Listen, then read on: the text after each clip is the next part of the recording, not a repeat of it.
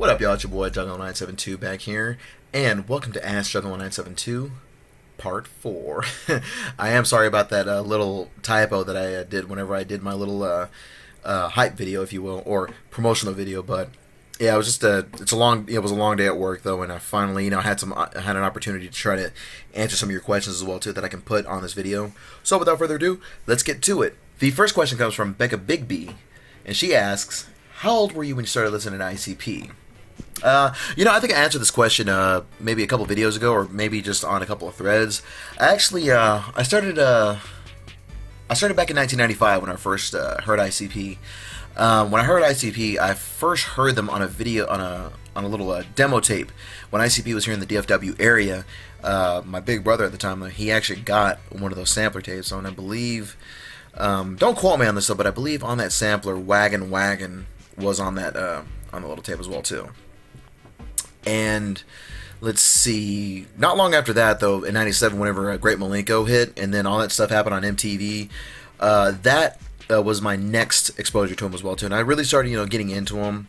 But I really started loving ICP though around 1999, going into my 7th grade year, when Jekyll Brothers dropped. Yes, and then from there on, it was Twisted, then Dark Lotus, and before you knew it though, and the rest is history from there. So yeah, and I was 8 years old when I first heard about ICP.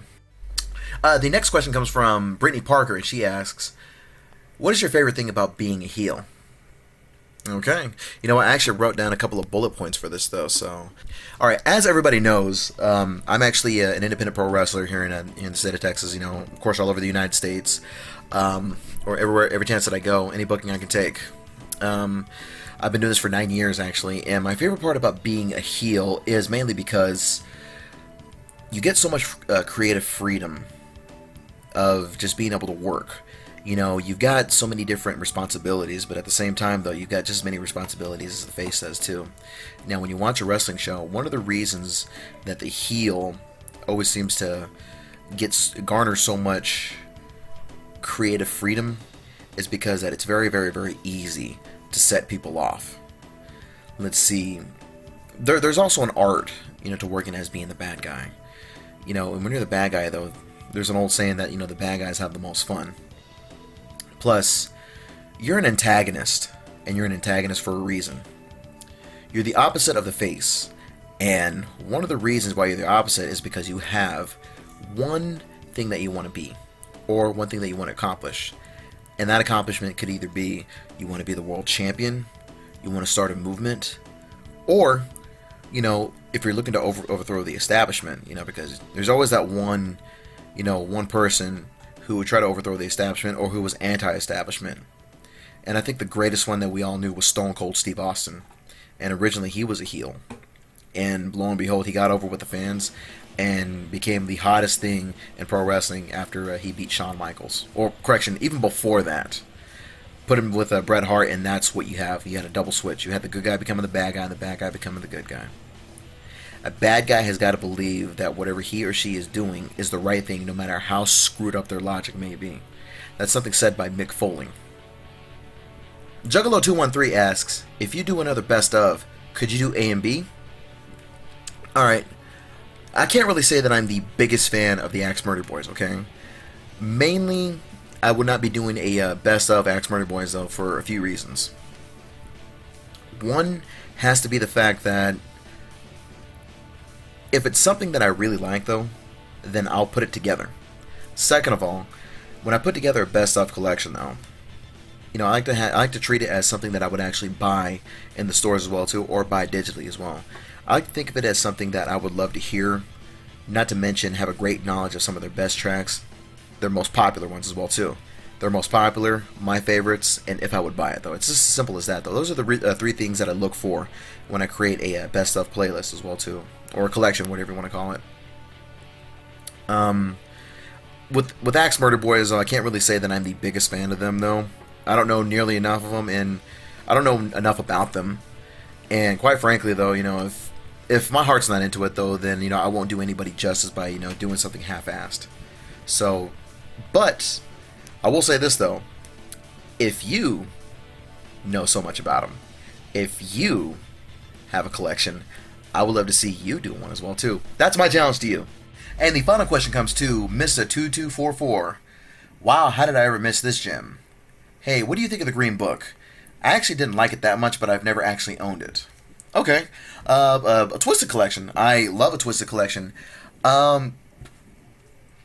This question is actually comes from one of the comments that he left from Hydro off of my Best of Twisted Volume 2 collection. Now, what did I think of the Green Book? You know, when it comes to the Green Book, though, that was one of my all-time favorite records by Twisted. Not just by Twisted, though, but, you know, in rap in general. Mainly because it was the 10-year celebration of Twisted. It was also one of the first times that, you know, as Jamie Madrox would say, that it was an album just for them. You know, and I source all these from the Man's Myth DVD. You know, Madrox said to everybody that it was more of an album for themselves, and Monoxide quoted that it was their first time, you know, to play their industry card. You know, to do tracks with people that they like to do tracks with, that they're fans with. You know, Monoxide, you know, had a chance, you know, to work with E40, though, that they were really excited for. Speculations was the name of the track, and my cat is making herself comfortable. Speculations with E40, though, was one of those tracks. What else? You also had Esham as well, too. The World is Hell. Who else did you have? You also had Lazy Bone from Bone Thugs and Harmony on Hydro. They had Bushwick Bill on Everybody Dies. And on the track Darkness, now it's speculated that Jonathan Davis was supposed to be on that track as well too. I mean, it is basically a rock track that Jamie Madrox wrote, performed by Twisted. But you know, none of that's ever really been clarified. But all in all, though, the Green Book was definitely not just a Twisted classic, though, but just a rap classic in general.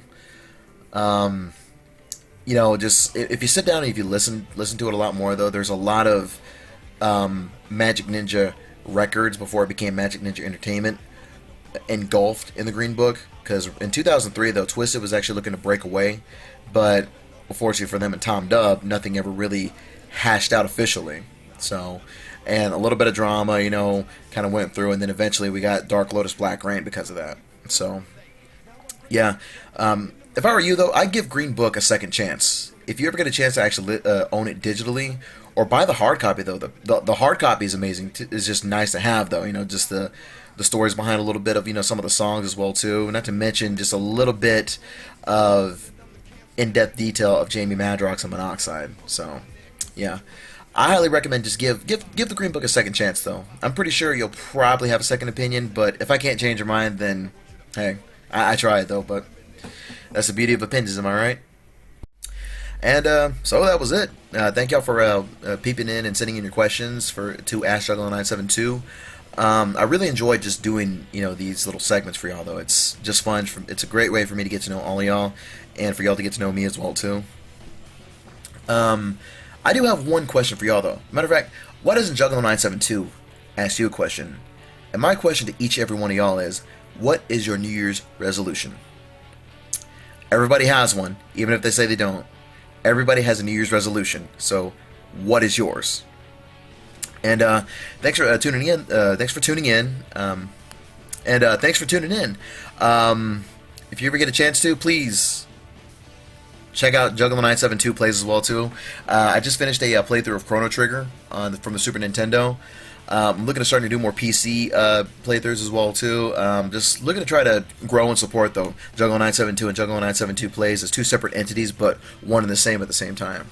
Though, but other than that, I will see y'all later, and peace.